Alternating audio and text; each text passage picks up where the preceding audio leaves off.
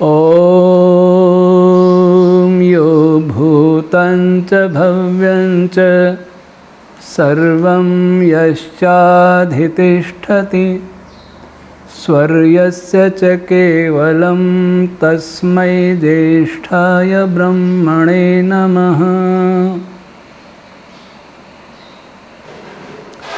प्रिय देशवासियों, आज ही मैंने एक चर्चा सुनी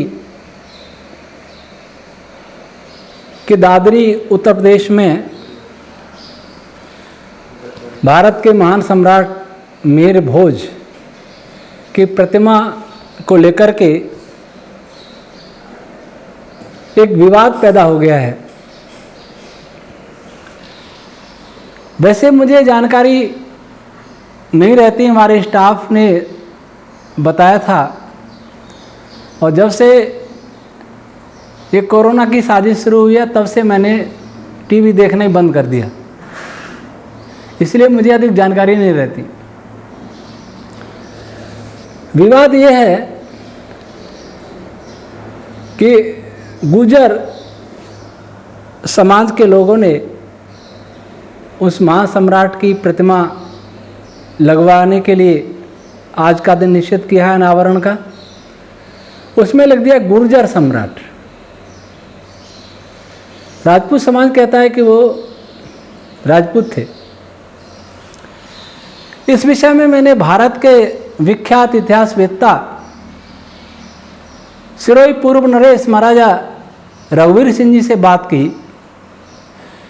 जिनको भारत सरकार ने पद्मश्री से भी सम्मानित किया है, और देश विदेश में इतिहास पर व्याख्यान देने के लिए वो अब आज भी जाते रहते हैं। मैंने कहा कि ये क्या विषय है, क्या विवाद है, तो उन्होंने कहा वो प्रतिहार राजपूत थे। उन्होंने कहा गुर्जर शब्द नहीं होना चाहिए, सम्राट प्रतिहार सम्राट मेर भोज ऐसा होता, या सम्राट मेर भोज। तो ये एक वास्तविकता उस व्यक्ति ने बताई जो इतिहास के विशेषज्ञ हैं। लेकिन मैं यहां दूसरी और एक और चर्चा करूंगा कि महापुरुष किसी वर्ग के नहीं होते, महापुरुष सबके होते हैं। अगर महापुरुषों को जातियों में बांटा जाने लगा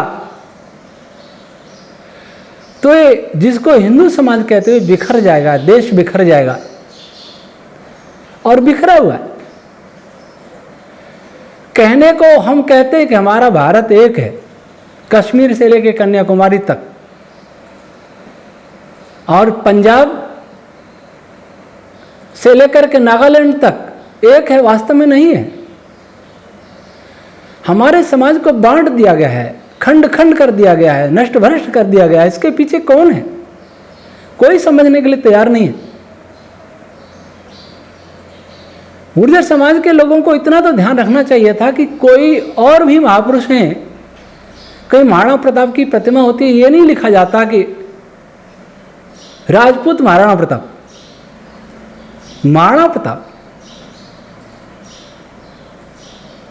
भरतपुर के राजा हिंदू रक्षक राजा थे, उनका नाम देखेंगे तो महाराजा सूरजमल।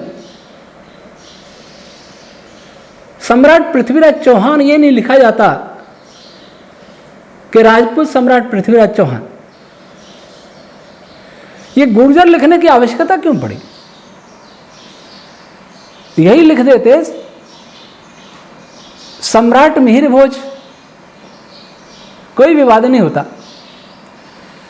लेकिन मुझे ऐसा लगता है कि हमारे देश को तोड़ने के लिए अनेकों विदेशी और देशी शक्तियां काम कर रही, कथित जातियों को लड़ाना चाहती हैं।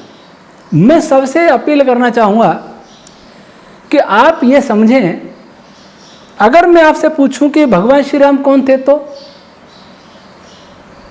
सूर्यवंशी क्षत्रिय तो हैं वाल्मीकि रामायण में, लेकिन राजपूत शब्द वहां नहीं है। राजपूत, गुर्जर, जाट, यादव, ये सब बाद में शब्द बने, और ये सब आए कहां से? कहीं ना कहीं हम सब लोग एक हैं, इसलिए एक जैसे स्वभाव हैं। जिनके युवा अपनी सीमा पर जाकर साथ साथ खून बहाते हैं, वे ही देश में लड़ते हैं। वे नहीं देखते कि उनके बच्चे वहां सीमा पर गोलियों और गोलों के सामने खड़े हैं, मिलकर काम कर रहे हैं। वहां कोई जातियां नहीं है, Jat regiment, Rajput regiment, Sikh regiment सब हैं, लेकिन मिलकर काम करते। लेकिन यहां हमें क्या हो गया, अगर हम इनको बांटने लग जाएंगे तो दूसरा कोई इनका सम्मान नहीं करेगा। अगर कोई कहने लगे कि मानवता राजपूत ही थे, इसका अर्थ है दूसरे उनकी पूजा नहीं करें।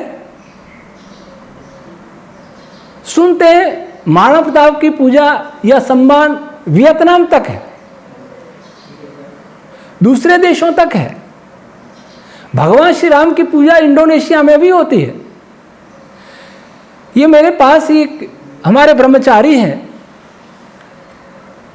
इनका मूल नाम है जॉन स्माइल रिचर्ड ब्रिलियन मुसा, त्रिपुरा से है। अभी यहाँ आके पढ़ाई कर रहे हैं। इनका नाम हमने रखा महिव्रत कृष्णराम। इन्होंने बताया ये त्रिपुरा की ब्रू जनजाति से, और संविधान में इसको रियांग, संविधान में इनका नाम, इनकी जनजाति का नाम रियांग।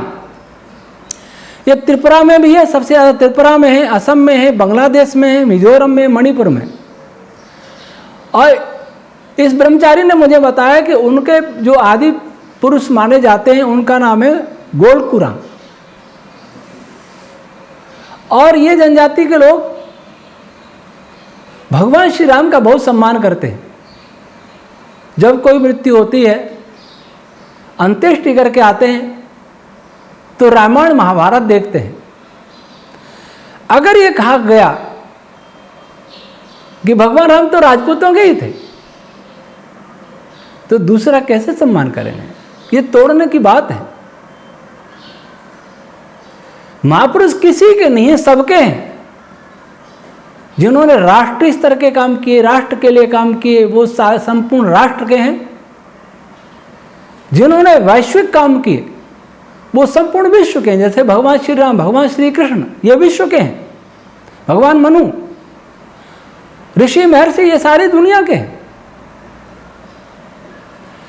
अब डॉक्टर अंबेडकर जी को कह दिया दलितों के हैं, दलित के हमारे हैं, तो दूसरों ने छोड़ा।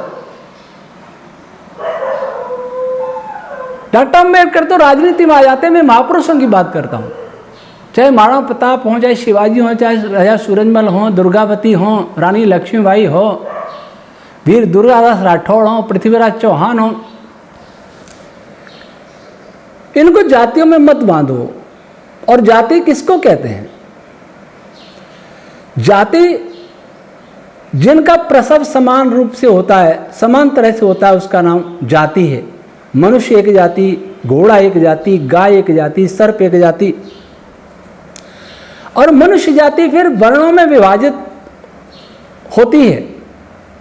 ब्राह्मण, क्षत्रिय, वैश्य, शूद्र, ये सब कर्मों से होता है, जन्म से कुछ नहीं होता। जन्म से जाति होती है, जन्म से हम मनुष्य हैं। और वर्ण बदलता है,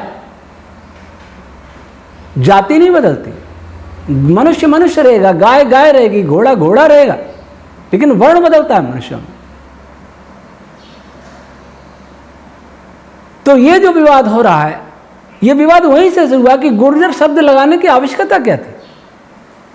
इतिहासकारों से पूछ लेते, और इतिहासकार जो भी बताएं, उस जाति को भी क्यों लिखना। भारत के महान सम्राट मीर भोज, अगर गुर्जर अपना मानते तो वो भी सम्मान करे, राजपूत मानते वो भी सम्मान करे, दूसरे माने वो भी सम्मान करे, क्योंकि राजा तो सबका होता है, प्रधानमंत्री सबका है, पूरे देश का है, एक किसी वर्ग का नहीं है। और राजा किसी देश का, पूरे देश का होता है। मैंने कई वर्ष पहले, जब मैं आर्य समाज भीनमाल में रहा करता था, तो राजस्थान के जो क्षत्रिय युवक संघ का कार्यालय है वहाँ से एक पत्रिका निकलती है, पथ प्रेरक, उसमें एक लेख लिखा था। उसमें लेख लिखा था कि आज जो जाति जाति करते हैं वो खुद तो एक हो जाए। राजपूतों में ऊंच नीच, ब्राह्मणों में ऊंच नीच, सब में ऊंच नीच है। कोई किसी को बेटी देता है, कोई किसी को नहीं देता है, कोई सब में असमानता चल रही है। एक हो नहीं रहे और दूसरे की बात करते हैं। तो मैंने उसमें सुझाव दिया था कि जो समान गुण कर्म स्वभाव के लोग हैं पहले वो एक हो जाए, अपने उच्च नीच छोड़ें।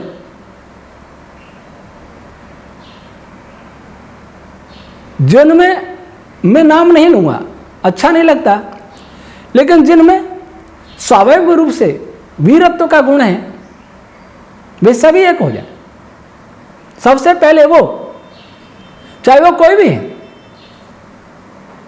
चाहे वो राजपूत हैं, चाहे वो जाट हैं, चाहे वो गुजर हैं, चाहे वो यादव हैं, चाहे ट्राइब्स के लोग हैं, कोई भी है, वो एक हो जाए और उसके बाद दूसरों को एक करें। दूसरों को एक करें, सारे हिंदू समाज को एक करें, फिर उन लोगों को एक करें, मुस्लिम ईसाई वगैरह जो देशभक्त हैं उनको एक करें और सब एक होकर के इस माँ भारती की रक्षा करने का व्रत लें। वैसे ही इस देश पर लगभग 2500 वर्ष से आक्रमण हो रहे। मुझे सिरोही महाराजा ने बताया था एक बार कि गौतम बुद्ध के बाद 100 वर्ष बाद ही आक्रमण, पहला आक्रमण हुआ। कितने आक्रमण हो रहे हैं, हम कितने लड़ेंगे? किसकी ताकत थी जो भारत के क्षत्रियों पर आकर के शासन कर सके बाहर से मुट्ठी भर लोग? लेकिन हमें मारा, शासन भी किया, लूटा भी। कौन दोषी था? यह जातिवादी दोषी था, आपसी ईर्ष्या द्वेष दोषी था। हम में समानता नहीं थी, कोई ऐसा व्यक्ति नहीं था जो समानता की बात करे। सब जातियों में बांटने में लगे थे, सब अपने में अहंकार में थे। स्वाभिमान होना चाहिए, अभिमान नहीं। एक दूसरे का आदर करना चाहिए। याद रखो, जो अपने को वीर समझते हैं अगर वे आपस में लड़े तो बाहर के कायर लोग शासन करेंगे, और किया भी है। जब किसी जंगल में 2 शेर लड़ते हैं तो उनके शिकार को गीदड़ खाया करते हैं। इसलिए बहुत समझदारी से काम लें। ये भारत भूमि आपकी ओर देख रही है। राजपूत गुजरों की बात नहीं कर रहा, मैं सब की बात कर रहा हूं जो इस भारत को भारत समझता है, उनकी ओर देख रही। लेकिन आप क्या कर रहे हैं?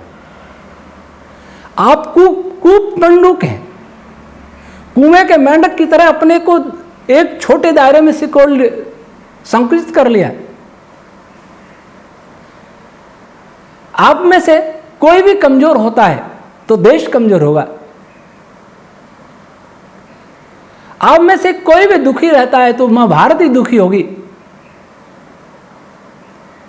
योगी जी को भी चाहिए था इतिहास वेत्ताओं को बुलाते, पूछते, समाधान निकालते और गुजर समाज के भाइयों को कहते कि ये जाति सूचक शब्द हटा दीजिए। अगर आप मानते भी हैं तो जाति सूचक हटा दीजिए, विवाद नहीं पैदा करना। हर महापुरुष के विषय में ये विवाद क्यों आ रहा है? आज क्यों आ रहा है? पहले तो नहीं आया।